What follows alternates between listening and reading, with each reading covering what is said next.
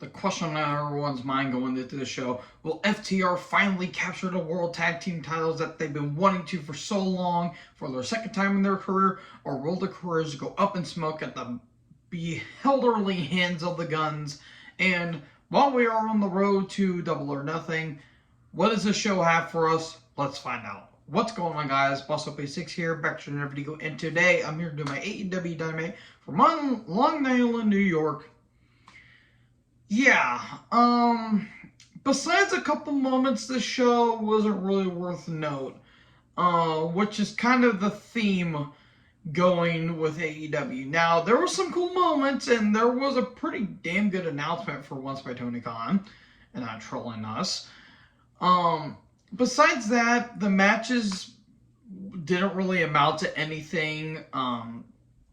Besides the MJF stuff, there wasn't a whole lot to the show, but let me know in the comment section below. Starks makes his entrance, and it's going to be him versus Juice Robinson. All of a sudden, Jay White shows up, and him and Juice attack Ricky, and Ricky tries to fend off, but eventually gets hit with the Blade Runner. All this happened in a span of about 5 seconds. I'm not even kidding. Like, this took up 5 minutes. Okay. Welcome, Jay White. I mean, I've seen the rumors that he was apparently not wanting to go to WWE and all that stuff, and I kind of figured he was going to AEW because he's been there a couple times, and he's close with him again, the Bucks. So, yeah. Good for Jay White, even though I'm not the biggest fan of him. I don't know what they're going to do with him. Hopefully he's just not another guy. And, yeah. I don't know what they're doing with Starks. I don't know what they're doing with Juice. Video package on Cole. And then Jericho's backstage. They're going to have Jericho versus Cole, aren't they? Can't wait. Then Keith Lee shows up. I'm not digging the beard. I love Lee, but the beard, I'm not digging. How about we have a match in Milwaukee next week, and I'll teach you a lesson or two about respect. Lee's going to have to carry Jericho to that. Speaking of matches I didn't care about, House of Black with Julia Hart versus Orange Cassidy with the Best Friends for the Trios titles. House of Black win. Nothing more needs to be said. I like about 4 out of the 6 here, but who cares? Who cares? The Trios titles mean nothing. They've meant nothing ever since they started the title concept. Cage is in a red room. Not red rum. I'll get to Hook here in a minute. And Luchasaurus appears out of it. Okay, I don't know what happened to Luchasaurus. I think he had to do some... I think he had to sign a new contract or something like that. I have no idea. We haven't seen him since Full Gear. And, okay, Luchasaurus is back, and he's paired up with Cage again. So I don't know what they're doing with him. Oh, boy. Then we get to Rio versus Jamie Hayter for the Women's Championship. The only good thing is that Jamie Hayter looked great, and that's about it. There was no reason that Riho had to go 15 minutes with Jamie Hayter. This should have been 5 minutes quick, at least tops. Now, before I get into anything else, I do want to address the elephant in the room. And no, it's not in the back corner, even though you guys can't see it. Now, how the hell did that thing get in the room? I don't know. I'm surprised the dog hasn't barked, but off track here. For the people that are harassing her and that made her delete her Twitter and sending death threats from what I've heard and sending, harassment and all these negative comments, people, quit doing that. That is just... Act mature, act like adults. You cannot be a fan of the person. You cannot be a fan of the person. That doesn't mean you have to, or let me rephrase. You cannot be a fan of the wrestler, but that doesn't mean you can hate the person. In some cases, you can for both, a la Jericho or Tyrus or so many others. But the point is, I'm sure Rio is a very, very, very, very lovely individual. She does not deserve all these negative comments. Quit being assholes. So yeah, Jamie won with a lariat, and the Outcasts retained. Oh yeah, it was for the women's title. And the Outcasts are backstage, and I immediately didn't care because anything that features good old Slinky Neck Saraya does not deserve my attention. And then 2.0 and Hager are on stage. This is the show when the show started to tank, and the Acclaim come down, and Caster got some pretty good lines as usual. JAS went to scissor. They get no scissor. Acclaim scissor, and there you go. This was pointless. Much like anything with the Jericho Appreciation Society. We can recap of White and Juice attacking Starks.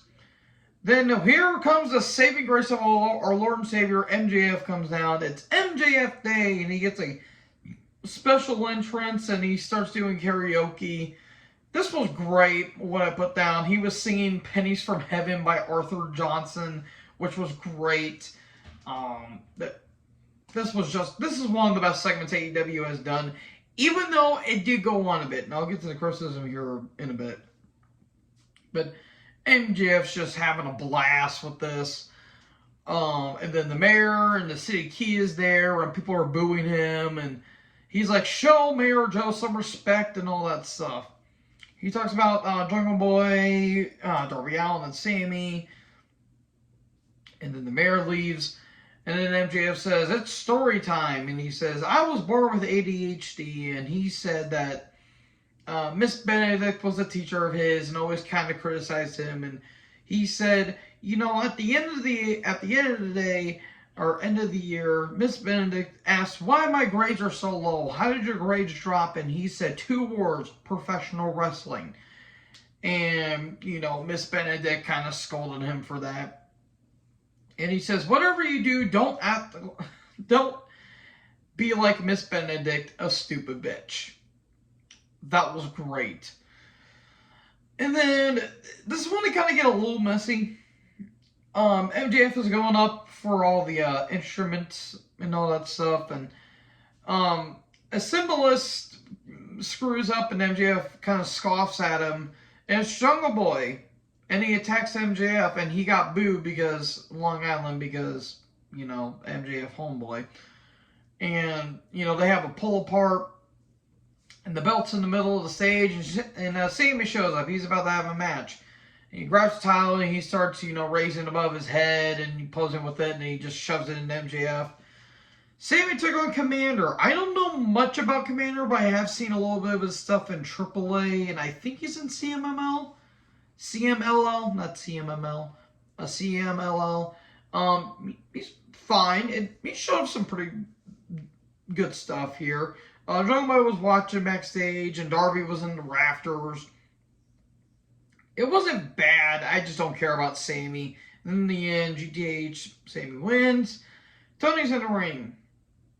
And he says, what does this mean? What does this win mean to you? And he talks about the 4 pillars. And he talks about main event MJF in 2021. And guess what? It took Sean Spears to hit me in the head with a chair to beat me. And he says, you know, you were Cody's friend, now you're not. You were in the Pinnacle, now you're not. You were in the Inner Circle, now you're not. You've been in all of these things, and all you've done is just leech off of talents, and, you know, you sold your soul and all that stuff.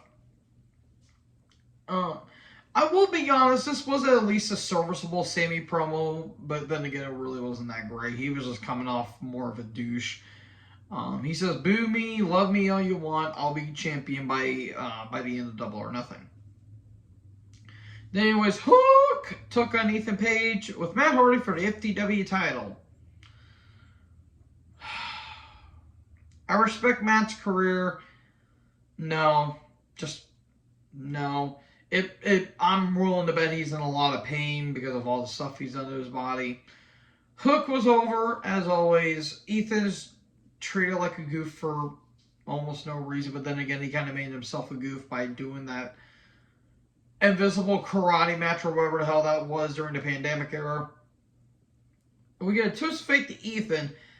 Isaiah Cassidy distracts, and then we get a belt shot to Ethan by Matt. Red Rum, and there you go, Hook wins. So I guess he's Hardy and Quinn are freeing themselves from the firm, I guess. Does anyone care about this? No, which is why we don't. Tony Khan and Nigel McGuinness is backstage. If Nigel is part of the commentary team, yes, please, because I love and I miss Nigel. He was a pretty damn good worker, too, when he was Nigel McGuinness and Desmond Wolfe, but unfortunately, injuries caught up with him, and he had to fortunately retire. But hell of a commentator. I missed his NXT UK, and especially his NXT commentary. I would be curious to see what he would have done on the main roster, but I'm not sure if he would have fit, in all honesty. And, well, Tony talks about how Cody, Omega, and the Bucks funded All Out. It became the highest selling indie pay-per-view of all time. And he says, well, we're going to have the AEW version. AEW All Out in London, England. Boy, oh boy, London's going to have a blast this year because we're not only getting that, but we're getting Money in the Bank in the O2 Arena as well. And Cole shows up. It's going to be a Wembley Stadium, which has a capacity of 90,000. 90,000 people. They couldn't even sell out, what was the arena? Was it the Chase Center Arena for Revolution? They barely got over 10,000 tickets. They're going to have to do everything they can to at least attempt to sell out Wembley Stadium because that ain't easy to sell out. And not to mention they're having Forbidden Door 2 and I think Toronto as well. Tony Khan better start choosing wisely. That's all I'm going to say. So there you go. The BCC, or the BBC as I like to call them, which was Yuta, Claudio, and Mox with Danielson, took on some local talent. I didn't catch their names. Nothing against them. I just didn't catch their names. Well, BCC went quickly. And Danielson calls everyone amateurs. Not technically wrong, Brian. He got a pretty good promo about, spending time with family. He says, I love Moxley, and I love Claudio because he loves wrestling, and I love Yuta because he's a shithead. That was pretty funny. And all of a sudden, Paige comes out, and he texts Moxley, but it's a 3-on-1, and he said, and Brian's got a screwdriver saying, I taught my kids how to fix things, like fix a house and all that stuff. And he freaking spikes in a Hangman's eye. So Dusty Rhodes, Road Warriors style. And there you go. Yeah, that happened. I don't know where they're going with this. This Paige Moxley feud should have ended at Revolution. And you guys all know how I felt about that match. Then we get to FTR versus the Guns, titles versus careers. We all knew FTR was going to win. The Guns tried, but I'm sorry, this match was really not that great. There was a big rig, but a ref got pulled out. The Guns are trying everything they can to get themselves disqualified, so that way FTR can lose. We get a blatant low blow in front of the ref, but the ref won't call for the bell. Colton throws in a title, but the ref stops it, but we get a bait and switch. Headbutt, belt shot, but a kick out. And FTR's trying to fight back, and eventually to get a double roll up, there you go, FTR win. That's all that needs to be said, and good. Because, again, nothing against the Guns, they just were not ready for a title run. They got it way too quickly and way too soon. Like, if the Acclaim would have taken FTR, it would have been way better.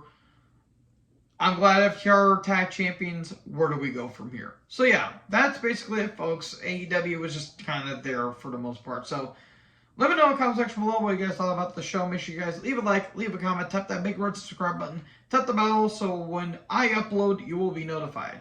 Thank you guys so much for watching this video. Most importantly, join the herd. Talk to you guys next video. Peace out.